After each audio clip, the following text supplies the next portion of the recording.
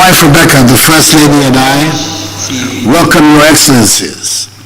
once again to Pesdiasi Lodge, the President's retreat in the Aburi Hills, and to this annual event affords us the opportunity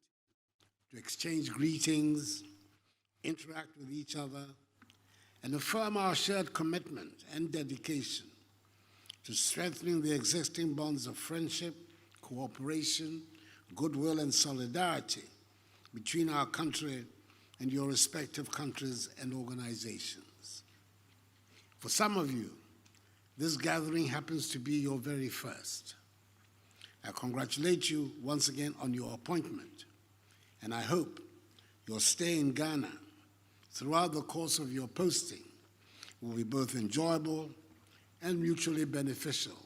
for our countries and peoples. I must at the outset express my appreciation to the dynamic Dean of the Diplomatic Corps, His Excellency Maher Kaya, Ambassador of the Republic of Lebanon to the Republic of Ghana, for the message he expressed on behalf of the Corps. With less than a year to the end of my mandate, I continue to look forward to continued cordial and fruitful relations with you, which I'm certain will help to continue to create and spread prosperity and opportunities for all. This event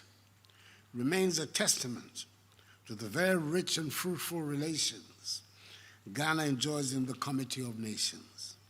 as well as our commitment to maintaining strong bonds of friendship and partnership. Long may it continue. Excellencies, we've assembled here today at a time of continuing global economic uncertainties, occasioned by tight financing conditions, climate change, the Russia-Ukraine war, the Israel-Hamas conflict, and political instability in several parts of the world. The Punch TV. West Africa. These rising geopolitical and economic tensions have affected adversely the economic fortunes of developing countries, including Ghana, posing major threats to the attainment of global, continental, and regional development goals agreed on by the international community in the areas of peace and security, development cooperation, human and food security, and climate change. Despite the difficult economic conditions, some countries like Ghana, through the adoption of prudent fiscal and monetary measures, have demonstrated resilience, resulting in the resurgence of their economies. The nation's post-COVID-19 program for economic growth, supported by the three-year, $3 billion United States IMF extended credit facility, is helping to propel the economy to higher rates of growth. Notwithstanding the complexities that define the global landscape, we are confident and optimistic about the future. The macroeconomic environment is already showing strong signs of stability and recovery, underlying the significant potential of structural reforms and sustainable industrialization. Since the inception of the program, Ghana has remained committed to restoring macroeconomic stability and debt sustainability, which will lay the foundations for stronger and inclusive growth, with focus on entrepreneurship, job creation, and protecting the vulnerable and the poor. In order to consolidate the gains achieved so far, priorities for 2024 include macroeconomic stabilization, fiscal consolidation, aggressive domestic revenue mobilization, expenditure rationalization, structural reforms, and social protection, completion of the debt restructuring program, implementation of the growth strategy with a focus on value addition, export promotion, domestic and foreign investments, agriculture, industry, tourism, textile and garments, and digitalization, leveraging climate financing for green growth, completing of ongoing infrastructure for poverty eradication projects rather than the initiation of new ones, construction of road infrastructure, rural electrification, and expanding telephony, intensification and implementation of educational reforms, completing the issuance of Ghana cards, and the promotion of peace and security with The Punch TV. peaceful conduct of the 2024 general elections. Bilateral cooperation between Ghana and your various respective countries have resulted in several positive economic outcomes on issues such as development finance, trade and investment, science, technology and innovation, transport and migration, and education. We're particularly grateful for the support received from your governments towards Ghana's sustained socio-economic development in several sectors of our economy, not least in education, culture, agriculture, health, science and technology, banking and finance, human resource development, defense and security, water management, sanitation, women empowerment, environmental protection, small medium enterprises development and entrepreneurship, and renewable energy. Your Excellencies, I want to extend the appreciation of the Ghanaian people and their government to your governments and peoples for their support during Ghana's 2-year tenure as a non-permanent member of the United Nations Security Council, which came to an end on 31st December 2023. Through collaborative efforts, Ghana was able to bring to global attention issues concerning peace and security in the West African region and support for regional initiatives such as the Accra Initiative. Ghana is also happy that she managed to play a leading and very active role in mobilizing consensual support for the UN Security Council Resolution number 2719 of 2023 on financing Africa Union peace support operations, which has now put the vexed issue of the financing of African peacekeeping operations on a more stable and predictable basis. Over the course of the next 2 years, Ghana looks forward to working closely with your governments on the United Nations Human Rights Council, to which she was elected with 179 votes, in third place in the African bloc, 3 votes behind first place Malawi, to address key global issues that affect our socio-economic development, including the empowerment and protection of women and children and the promotion of economic development. With the hosting of the Secretariat of the Climate Vulnerable Forum, CVF in Accra, which groups together 58 of the most climate vulnerable countries, with a combined population of 1.4 billion people,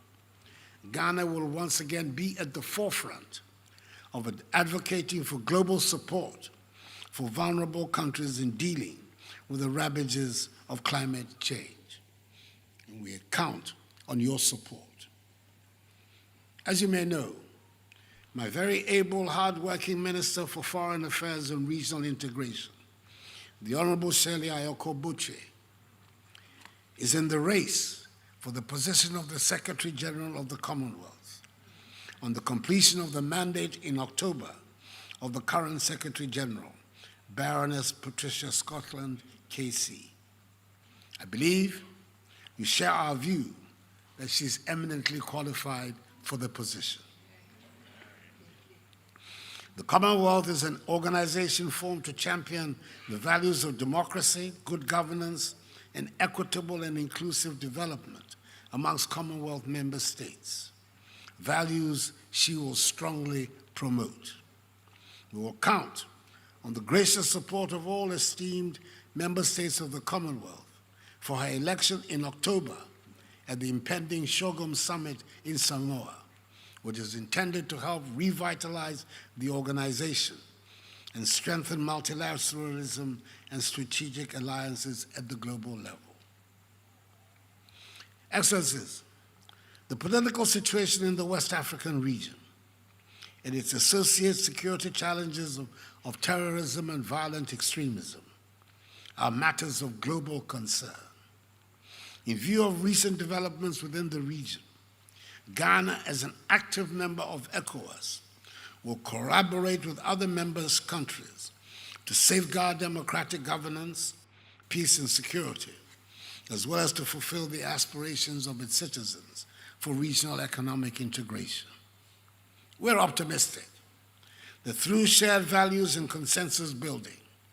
ECOWAS will overcome its current difficulties and experience peace, unity, and economic advancement.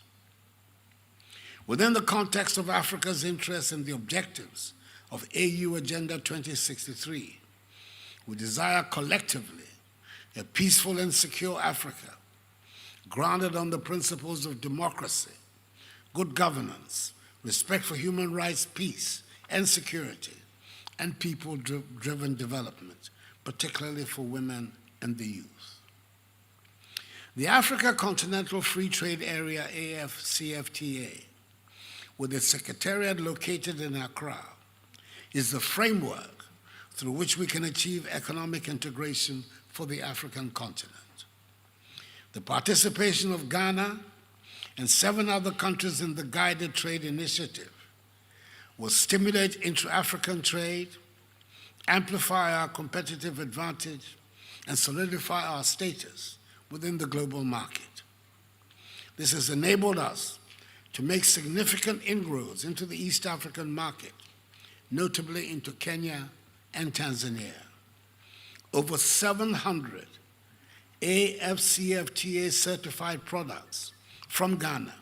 such as cosmetics, processed foods, beverages, coconut oil, shea butter, and garments, have been targeted at the AFCFTA market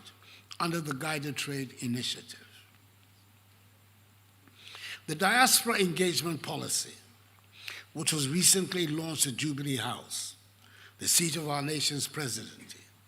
seeks to harness human and material resources of the African diaspora for the socio-economic transformation of Ghana and Africa. The government in this regard will pursue strategic partnerships with countries and international organizations in areas of investments, skills and knowledge transfer to enhance international trade. I want to re-emphasize the need for collaborative solutions to global challenges for the mutual benefit of our countries and for the successful settlement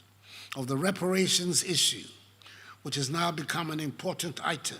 on the AU-led African agenda, in which Ghana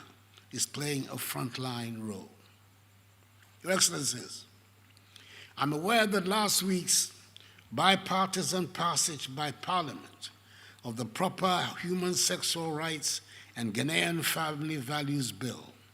on a private member's motion has raised considerable anxieties in certain quarters of the diplomatic community and among some friends of Ghana, that she may be turning her back on her hitherto enviable, long-standing record on human rights observance and attachment to the rule of law. I want to assure you that no such backsliding will be contemplated or occasioned. I think it will serve little purpose to go at this stage into the details of the origin of this proposed law, which is yet to reach my desk. But suffice it to say that I have learned that today a challenge has been mounted at the Supreme Court by a concerned citizen to the constitutionality of the proposed legislation. In the circumstances, it would be as well for all of us to hold our hands and await the decision of the court before any action is taken. The operation of the institutions of the Ghanaian state, will determine the future trajectory of the rule of law and human rights compliance in our country.